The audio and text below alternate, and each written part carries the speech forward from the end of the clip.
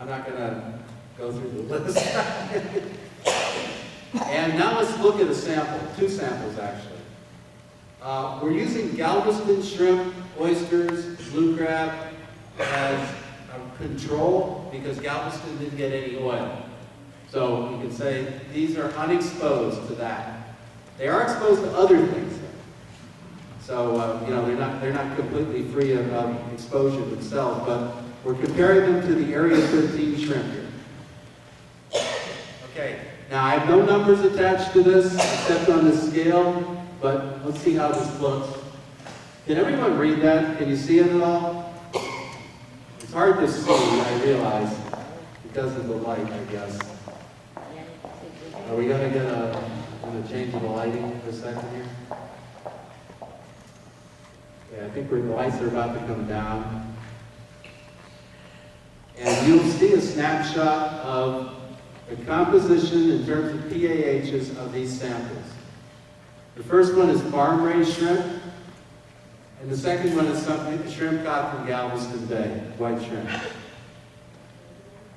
The things on the very left of the slide, okay, are light PAHs. As you move over to the right, they get heavier, and the great big spike, as you see, the big peak, is cholesterol.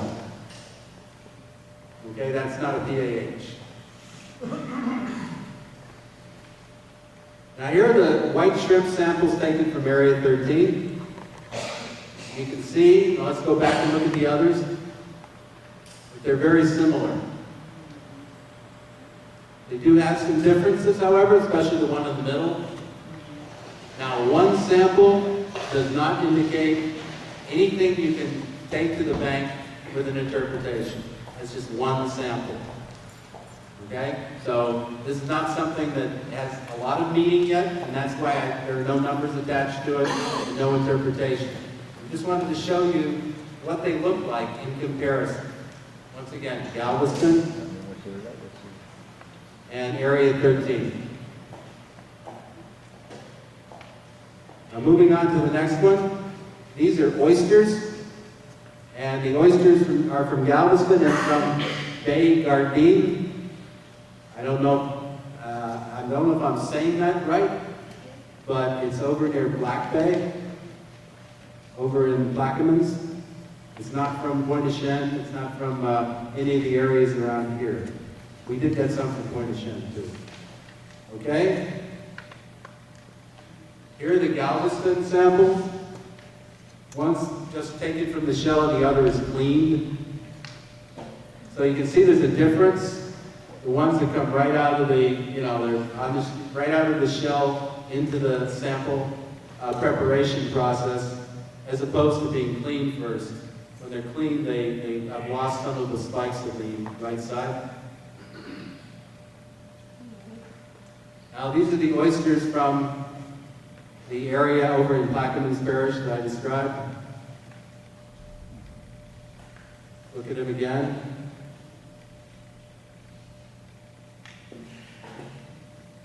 And you can see there is a difference. And all I can tell you about the difference at this point is some PAHs that are not in the Galveston sample are found in the Plaquemines sample.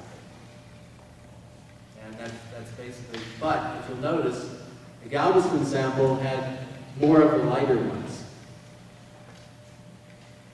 So once again, we're looking at, you know, control and oysters that were exposed. And the last thing here, in terms of PAHs, this is a signature to Macondo oil.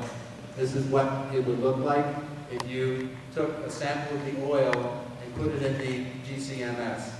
You would get something similar to this.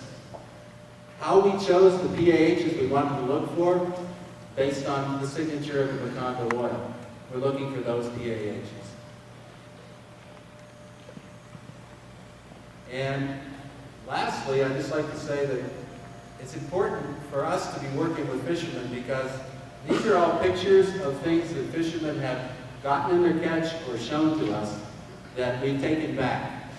And this is information that when our marine biology facet of the project starts will be factored into what the scientists are trying to do. These are some shrimp that we got from Mr. Blanchard, I believe. Pictures of them. And the tiger shrimp is something that's, I guess, have you seen many tiger shrimp in this area? Anybody? Yeah. Yeah, and these are, pardon? More popular in the last 2-3 years. Uh-huh. That's all I And the oyster reefs. You have to get out to the oyster reefs, and people can tell us if the reef is good this year or not good. And we wouldn't know that without asking. And also other sources of pollution that might be affecting what we're seeing when we analyze these. Because there are other things in the bay, in the Gulf, in the, where you fish that might be a source by leakage or something of that nature. And we need to know if it's there. And to do that, we need to ask to get pictures and be able to factor that into the scientific interpretation of what we're finding. Finally, last picture. We got this from Mr. Blanchard over in Brandon. Okay, thank you.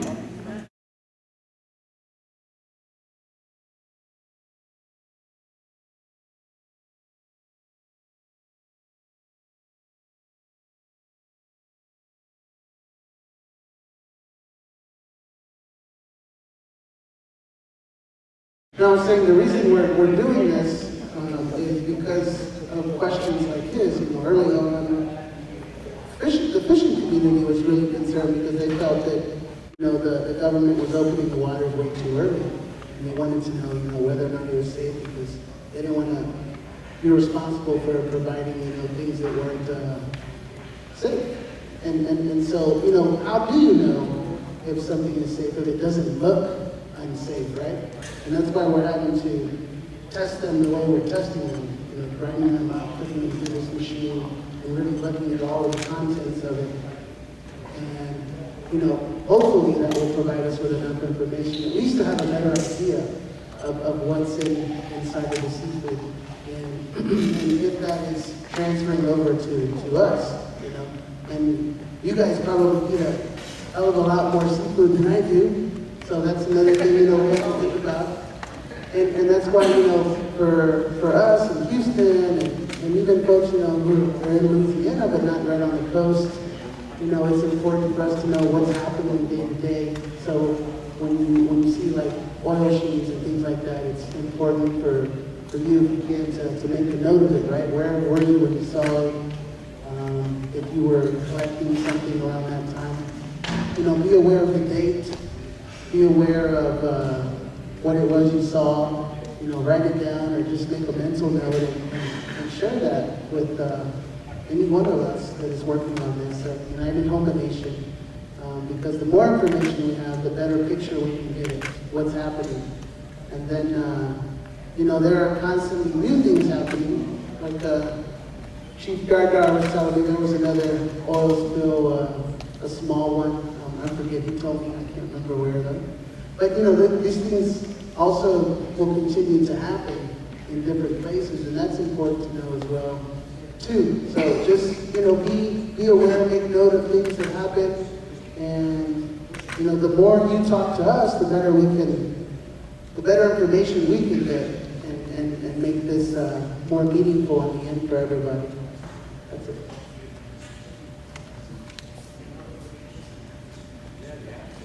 Right on this thing.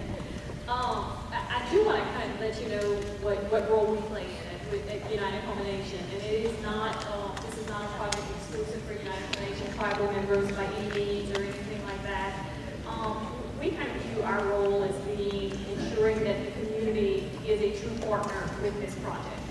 And so, I've had the conversation with John and also with his supervisor back in Texas with Dr. Brisson of saying at the end of this 5 years, my job is not to be your friend. My job is to make sure that the community has had their voice heard. You guys have input on getting information back, not only provide providing the information, but you get to share in getting those results so you can make the best decisions you need to for yourself. You know, I shared with you, I haven't eaten seafood either, and so if it is safe, I'd like to be able to know I can eat it. You know, and so, you know, those kinds of things, and that was what we heard from the community early on, was we need information so that we can make the decisions we need to, and that's what we hope to be able to help you guys with. So John touched on when he was going over the project, talking about the human testing and the blood and urine samples that are going to be taking place.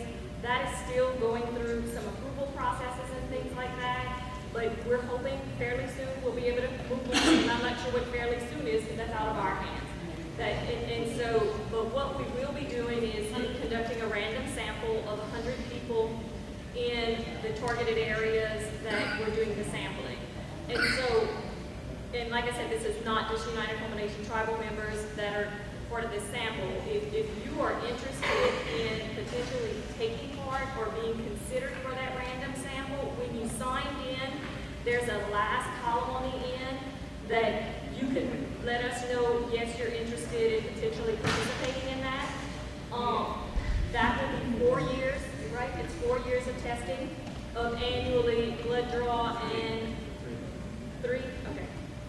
And so 3 times of coming in and doing the blood draw and sharing the urine.